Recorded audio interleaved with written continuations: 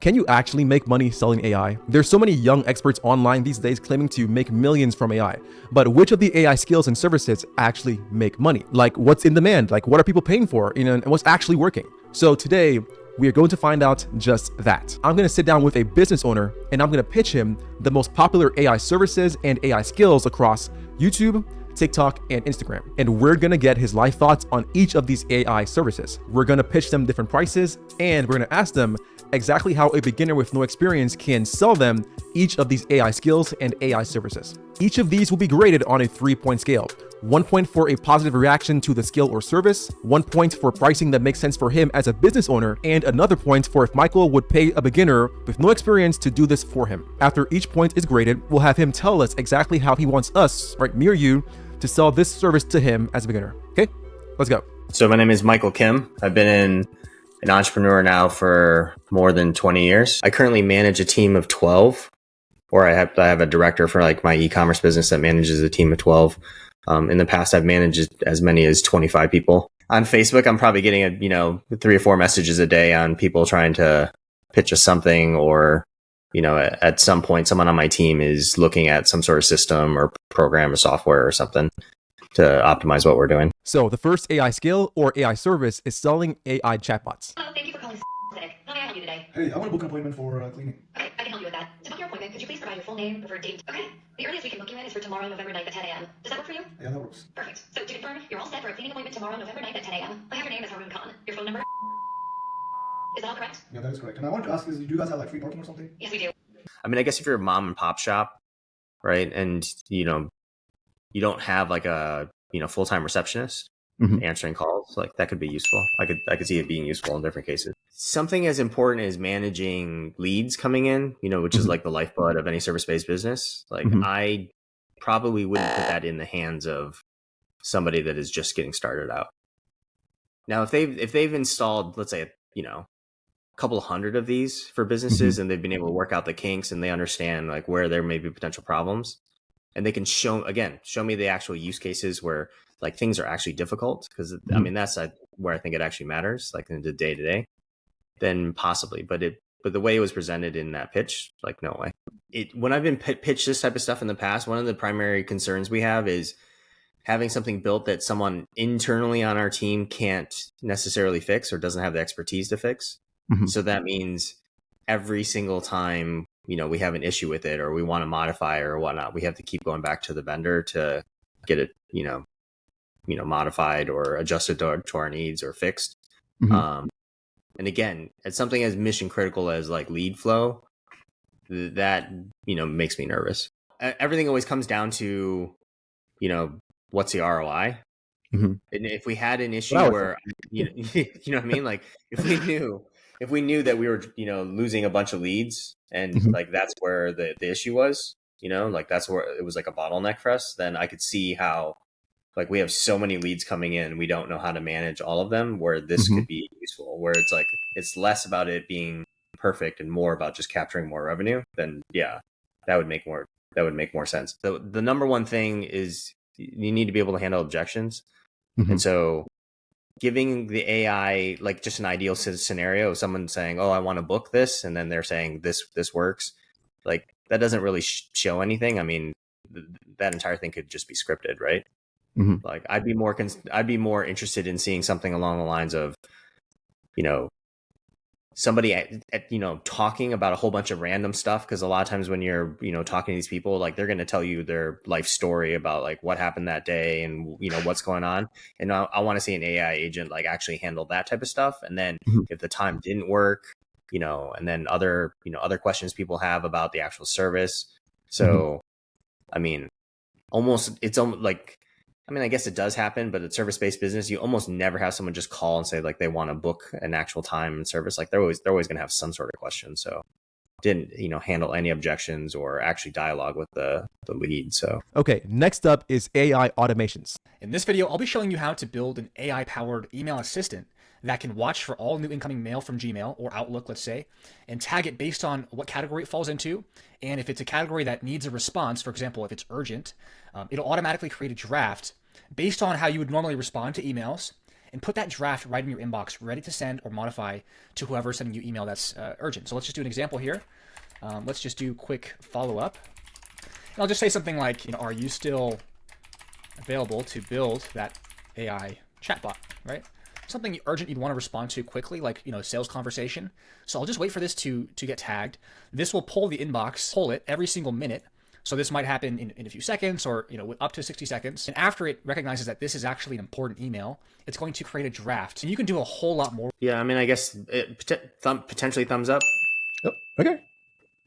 If you can automate, let's say customer service emails, that would definitely save a bunch of time. Personally, the way we set things up is we build a wiki around, the most common customer service like inquiries. And then we have a lot of, we'll do some customization and whatnot, but a lot of it is just like we have templates of what we send back to people. So it's not that labor intensive. Like you don't necessarily have to write like an entire email, but again, if you could automate that entire thing, yeah, I might pay for that. So the thing is, if you're a small or medium-sized business, like you have to hire experts.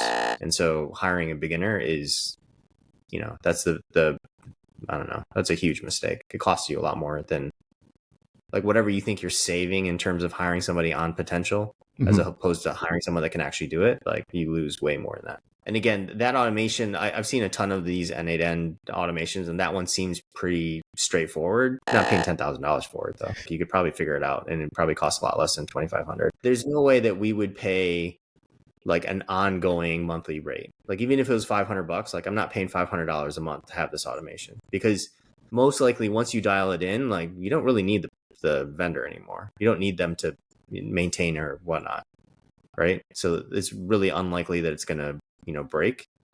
It's when you have things that are super complicated, right? It's pulling from multiple different things, and it's you have a lot of different scenarios. Like that's where, and then having to, again, like when you're talking about beginners, like having run an agency, most beginners have no idea how to manage workload.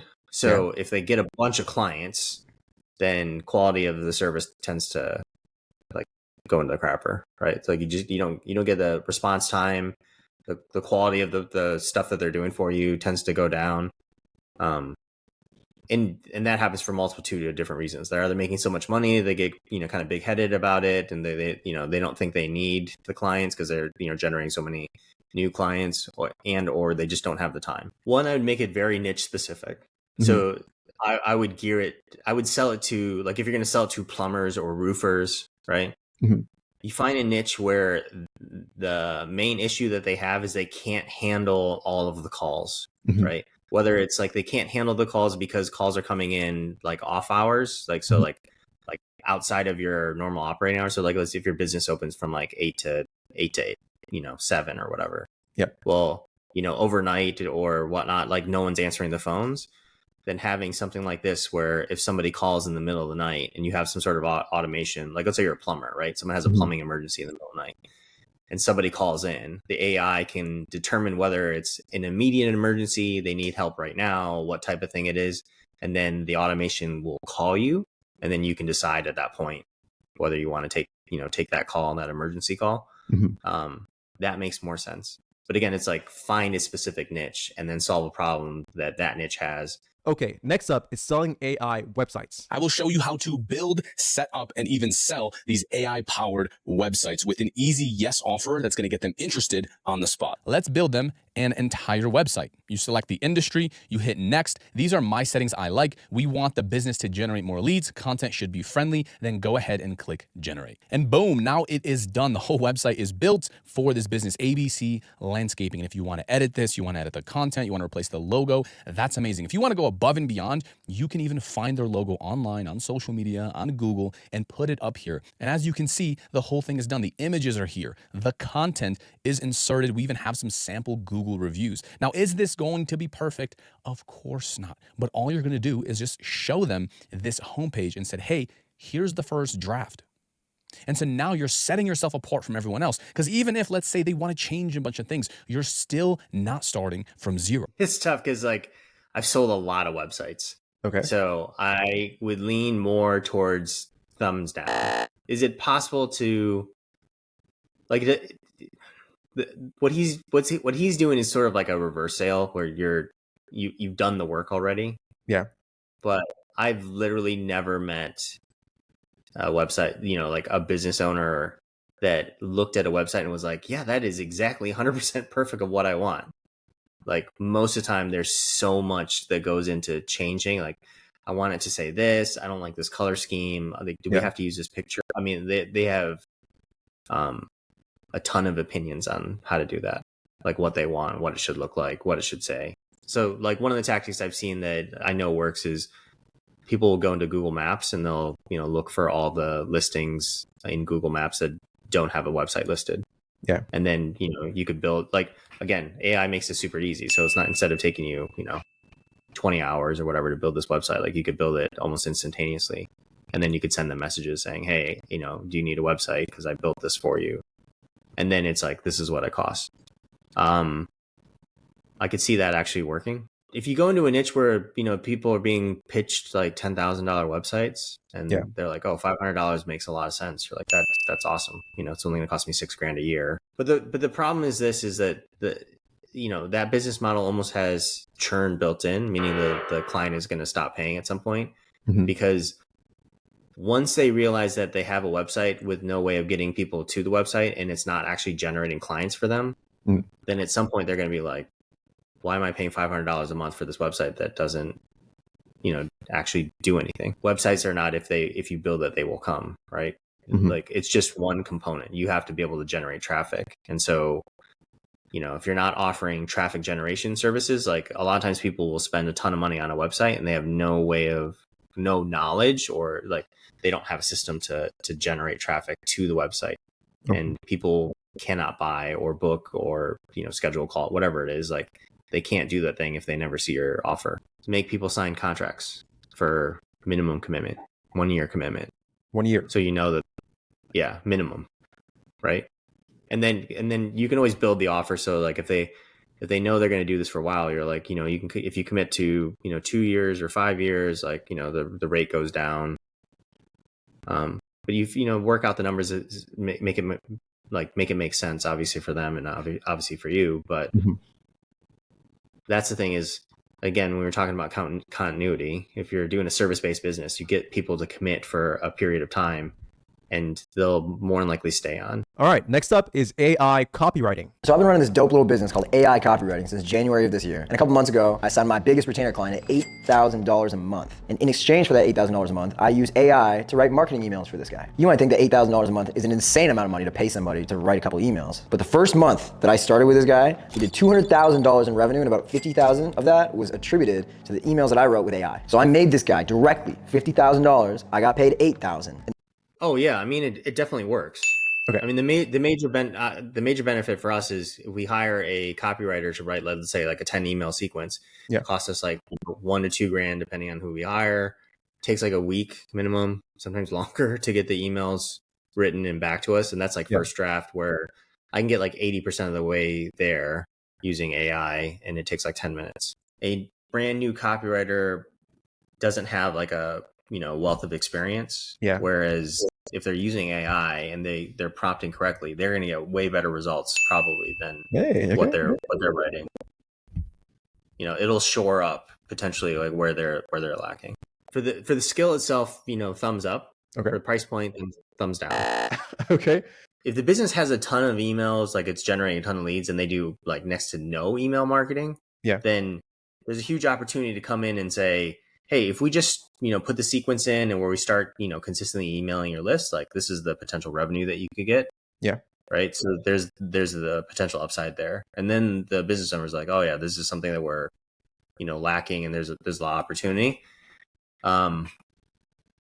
Or going into, I know that there are a lot of, copywriters that are, doing pretty well, doing rev share deals with e-commerce brands, because a lot of times e-commerce brands are terrible at email marketing. They're good at generating the sale, but they do no relationship building. So there's an opportunity there. But if you're going to try to do rev share, it helps to do a smaller project with them to show them they can, you can produce results.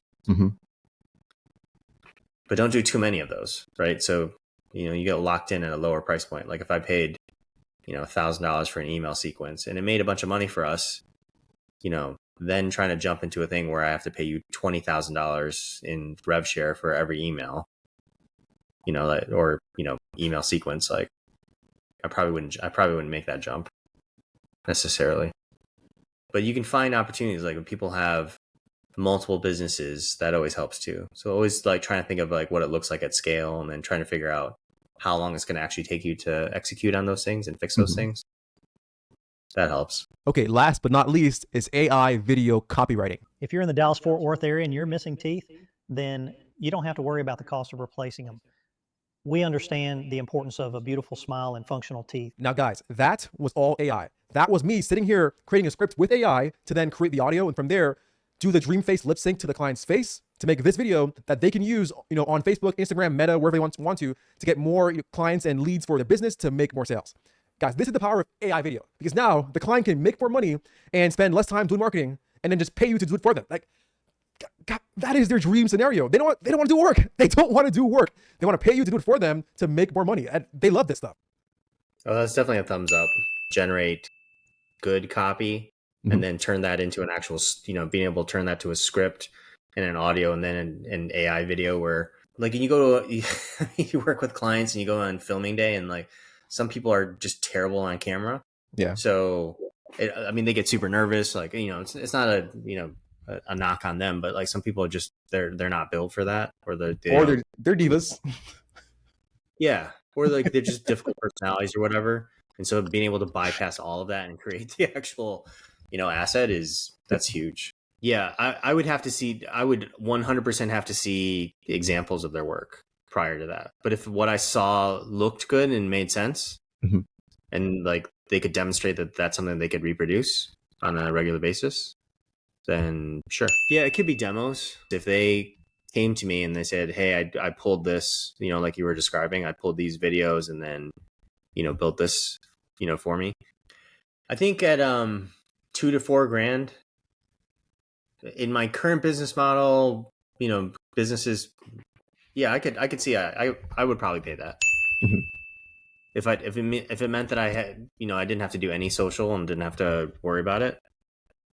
But again, that stuff would have to convert, obviously everything comes down to testing, demonstrating that you understand their business. Yeah. Because if you put a demo together that's specific to them and it sucks, then we're going to, you're going to get some criticism on that side. They're going to be like, that's not what my business is about. Like, you're putting the wrong words in my mouth, like that kind of stuff. Literally. So, yeah, like literally putting it wrong, like take this off the internet right now. Like, what are you doing? I didn't authorize that.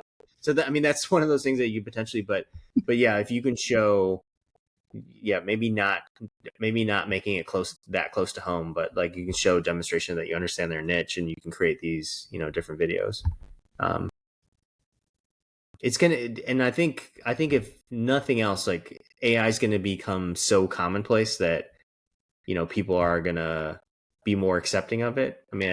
At this point, people are more worried about, like fake news and all that kind of stuff. But yeah, as they see more and more of that, it'll be like less scary for people that don't know how to do AI. So probably like a higher level of adoption. You'll get less resistance over time. I don't think it's going to take very long. We're already at a point now where like the average person is probably using like at the very least like ChatGPT. So yeah. Out of all the AI skills and AI services we went over today, which are the top 3 that a beginner could sell or offer you that will, again, pique your interest and you'd be open to saying, at least doing a call with and then buying afterwards? Top 3. Well, definitely the AI video one, the last one you showed me, yours. Potentially copywriting. Okay. And then the last one is probably the AI receptionist. All right. And there you have it. An honest feedback from an actual business owner on which AI skills and AI services he's going to willingly pay a beginner to do for him. But of course, my personal favorite will always be AI video copywriting. Now, you've heard his feedback on it, right? You've heard my feedback. But guys, I don't really care which one of these you choose, as long as you do something with AI to make money and it actually works, okay? Now, if you want to learn more about what I do and what works for me, then click here to watch this video, where I break down how our client paid me $14,000 to make AI videos for him as a service. Okay, so